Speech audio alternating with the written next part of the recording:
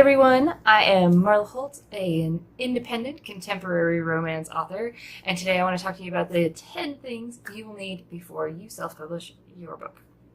So whether you are just starting out on your writing journey and you don't know if self-publishing is quite right for you yet, or if you've got a finished book and you're ready to get it out there, you need to think about these 10 things before you really dig into self-publishing. So the very first thing you're going to need before you do any self-publishing is, of course, a finished manuscript. You have to have written a book before you can publish a book. So if you are just starting out, keep working, keep writing, you'll get there. Finishing is such a huge, monumental occasion. Celebrate it, love it, but just know it is just the first step. I will add the caveat that you do not need a finished manuscript to start your author platform, but you want to make sure that whatever you're doing for your author platform does not take away from your writing time, because that author platform work is only going to get more laborious as time goes on. So number one is finish your manuscript. Number two is get that manuscript to an editor. You will always want to have an editor look at your work before you publish it. If you don't know how to find an editor, I will be doing a whole video on this later, but my best advice is to just ask. Ask other authors that you know, ask friends that you know. A lot of authors, including myself, offer editing services in addition to their writing. So if you have a favorite author, check out their website. You never know.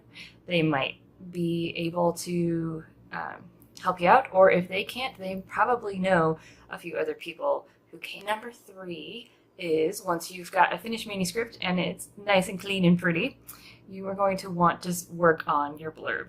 So the blurb is like what you read on Amazon when you click on a book. That's the description. Other people can call it a synopsis. So you're going to want a couple of different lengths of these as well. You're going to want like your elevator pitch length, like the really short 1 or 2 sentence one, so that you can tell people about your book quickly. You're going to want like a medium length one that's like maybe 100, 200 words, and then one that's like 300 to 500 words. If you encounter a situation that needs one of different lengths, you can have that ready to go. This is hard. There are groups. There's a whole group on Facebook. It's called the Indie Cover Project. It's really great. They critique covers and they critique blurbs. I have used them for everything.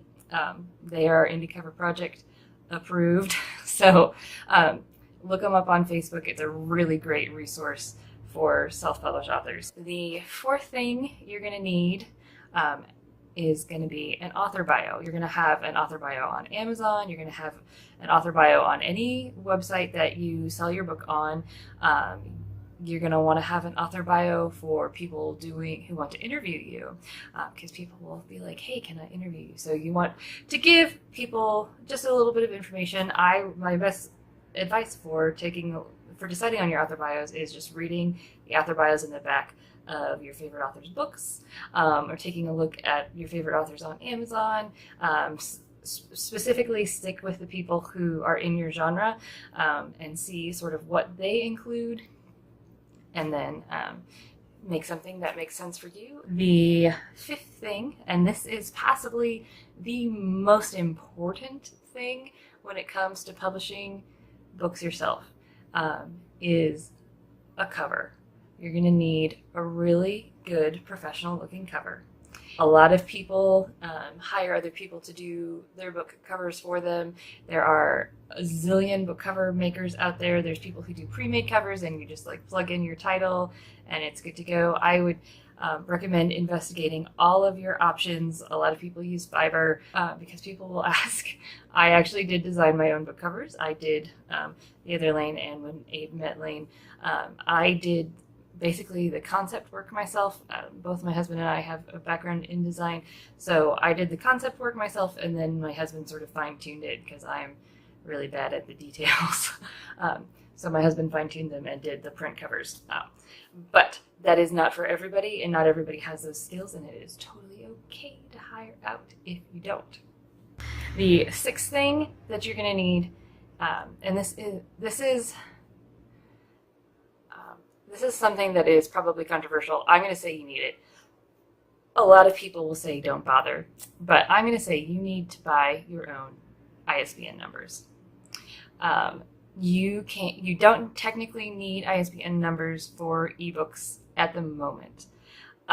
So if you're just publishing an ebook, you can just you can just put them up on Amazon or through Drafted Digital, or whatever other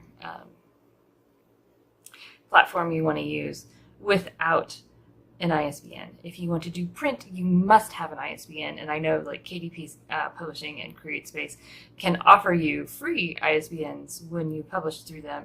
The thing is that when you do that, the publisher is listed as Kindle or as CreateSpace, and it is not listed as you or your publishing company. You don't have to have your own publishing company, but I would probably do it. It depends on how far you want to get into it. I do not have my own publishing company at the moment, but I will probably be doing that within the next year. So right now, all of my ISBN numbers are just listed under my name and social security number. Hopefully, Tiny Dino, either publishing or press, I haven't quite decided yet, will be a thing in the next year. And then so all of my books after my new batch of ISBNs will come out under that. And I might do some new editions, but that's neither here nor there. Anyway, so I would buy your own ISBNs because that way you have all of your work is listed directly under your name. So you don't have to have specific editions for CreateSpace and Barnes & Noble if you want to publish through both of those, if that makes sense. That way there is no dispute as to who the rights belong to when it comes to your books. The seventh thing you will need to get your self-published book going is a way to format your book. And you can do it the super simple way and do it like in Word. There are plenty of tutorials out there about how to format ebooks so that you can just upload it to Amazon and it looks nice and pretty. There are websites where you can like buy a template and then just like plug your book in chapter by chapter, and then it's all nice and pretty, and you can save it, like convert it to, they're usually made for print, but you can convert it to EPUB or to Mobi afterwards. Right now, for consistency's sake and for economics, I'm using Drafted Digital to distribute to like iTunes because I am not a Mac user and will never be a Mac user. But I would like to be in the iTunes market. I'm using them to distribute to iTunes and to Overdrive, and so I also use them to format my books. And they have a really great option where you can download a paperback version after they format your ebook for you, and they have a bunch of different options. I am using like the minimal option for the other lane because I feel like it fits the theme of the book really nicely. So there's a lot of different things you can do, but that's what I'm doing on that. The other really cool thing about Drafted Digital is they not only will they download a print book for you, but they will also give you you can also download an EPUB file and a Mobi file so that you can upload those to like Kobo and Barnes & Noble and Kindle, and it's still formatted so that it matches your paperback, which for me is really important. I want it to be consistent across the board, and it's all easy in one little go. So the eighth thing you are going to need before you self-publish your book is to figure out how you want to distribute your book. There are so many options when it comes to where to make your book available. There are people who only use Amazon. They only are on Kindle and Kindle Unlimited. They're only part of that crowd. There's exclusivity, and they only use like CreateSpace to distribute their paperbacks, which is great. It narrows your market, but it is the biggest market. So, and then there are people like me who are doing all of the markets. So my ebook is going to be available on not just Amazon, but also Kobo and iTunes and Nook. And my print book is going to be available on Amazon as well as Barnes & Noble and a few other channels as soon as I can get that all set up. So I chose the avenue to make it available to as many people as possible outside of Amazon, while still making it available on Amazon.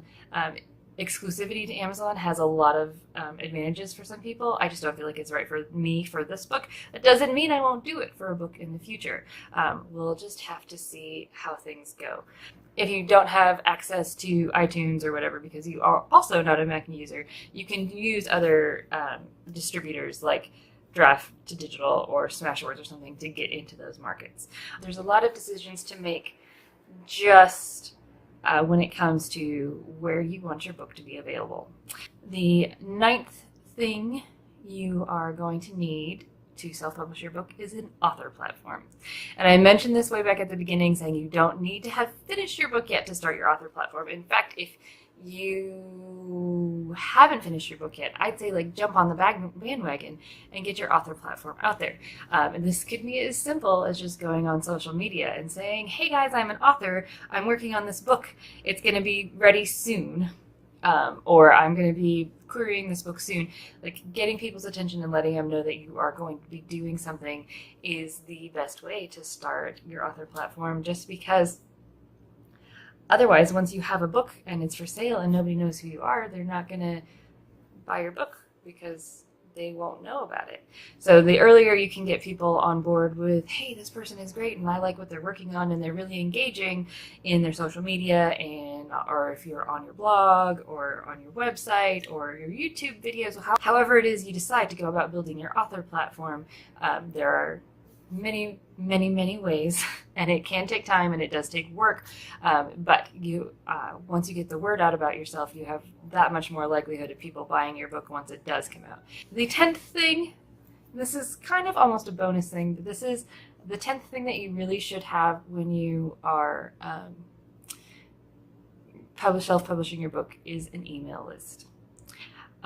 This is something that you can start cultivating right away, especially if you are active on your author platform. But it is definitely something that you want to start as you, or when you announce the publication of your first book, or when you're announcing that your book is coming. If this is the best way to make sure that your fans, the people that you have been interacting with through your author platform, know the most up-to-date information is directly through your email. So you can let them know, hey, my book's coming out on this date, and then closer to the day you can say, hey, my book's coming out now. It's also a good way to try and cultivate a little community, because they're hearing directly from you, not through a social media platform, but it's like very intimate, like it's directly from my inbox to yours, and you can chat a little bit. I always ask a few questions in every email I set out to get a little bit of engagement, so I can get to know the people on my list, because otherwise they're just an email address and I don't know who they are. I like to ask questions on my email list and get engaged and get to know the people who are there, because those are people who are there because they want to be there, they want to know about your writing, and that's a very valuable thing to have. That is like your core group. So that's where you start building your fan base, and so an email list can be an invaluable tool. Those are the people who are going to leave reviews for you. Those are the people who are going to, buy your book on launch day. So to cultivate a good relationship with those people is a great place to do it. That is a quick overview of just some of the things you have to think about when you're self-publishing. And if you're just thinking, oh my gosh, that's so much to do, you're totally right. It is a lot to do. I'm going to be breaking it down over the next couple of weeks, or over the next few weeks, really. I'm going to, at least one video a week is going to be about some aspect of self-publishing. I'll talk a little bit about my journey so far with the publication of The Other Lane, and how that goes, especially after launch and everything. We'll have checklists and things available as we talk about them.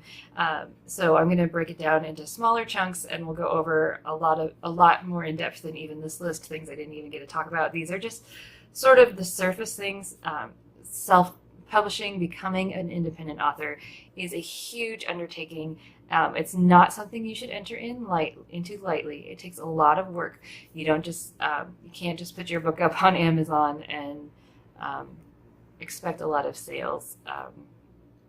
So it takes a lot of work to make a book work. It takes a lot of work to get the book done in the first place. So there's a lot to consider before you self-publish. So I just wanted to give you guys a little bit of an overview and let you know what I've been working on when it comes to getting the other lane out there.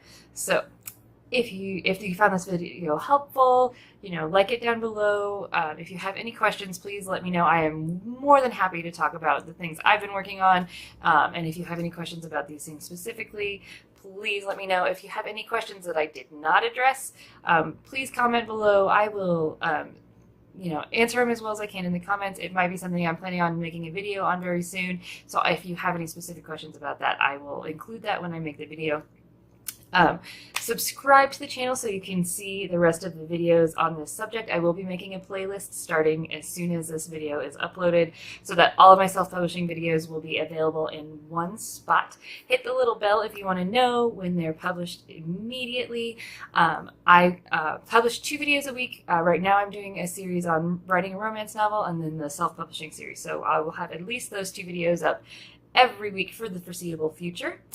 The Other Lane comes out July 10th, 2018. That is in less than 3 weeks. I'm so excited. You can grab When Abe Met Lane, the novella prequel, for free right now if you sign up for my email list, or it's available for sale on Amazon, Kobo, iTunes, and Barnes & Noble. Let me know what other self-publishing questions you have, and we'll see you next time. Yeah.